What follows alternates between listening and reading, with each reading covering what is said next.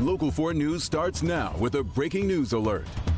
A live look at the Potomac River in Washington, D.C., where the grim task of recovering the remains of crash victims and evidence continues in those cold waters at this hour. 67 people are presumed dead in the worst U.S. disaster in air since 2001. We have the latest on last night's mid-air collision between an Army Black Hawk helicopter and a passenger jet on approach into Reagan National Airport.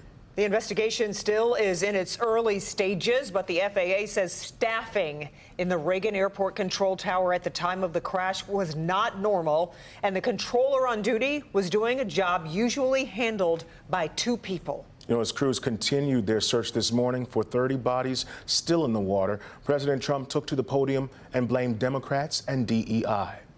Now, the president and his new transportation secretary, Sean Duffy, are also saying it's safe to fly and they don't expect anything like this to happen again. Several federal agencies are now investigating how these 2 aircraft wound up on a collision course. We must warn viewers, some images that you're about to see may be disturbing. American Airlines says Flight 5342 from Wichita, operated by PSA, was on approach to land at Reagan National Airport when it and an Army Black Hawk helicopter from the 12th Aviation Battalion, similar to this one, collided in flight. It was a fairly experienced crew, and it was doing a required annual night evaluation.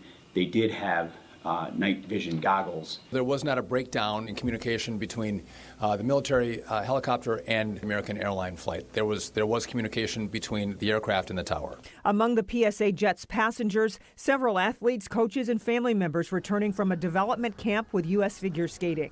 In a statement, the governing body said it was devastated by this unspeakable tragedy. At the White House today, President Donald Trump addressed the tragedy. As one nation, we grieve for every precious soul that has been taken. But he also pointed fingers. I put safety first. Obama, Biden, and the Democrats put policy first. The FAA's diversity and inclusion hiring plan, which says diversity is integral to achieving FAA's mission of ensuring safe and efficient travel. I don't think so. When asked for evidence why DEI could be a factor. Because I have common sense, okay? This morning, the president appointed a former senior aviation official as the FAA's acting administrator. That role, among others at the agency, were left empty following resignations ahead of Trump taking office. At Reagan National Airport reopened for air traffic at 11 a.m. today, even as wreckage recovery continues in the waters off runway 33. Now, as of right now, first responders have not yet retrieved the cockpit voice recorder or the flight data recorder, also known as the black boxes, from the PSA jet.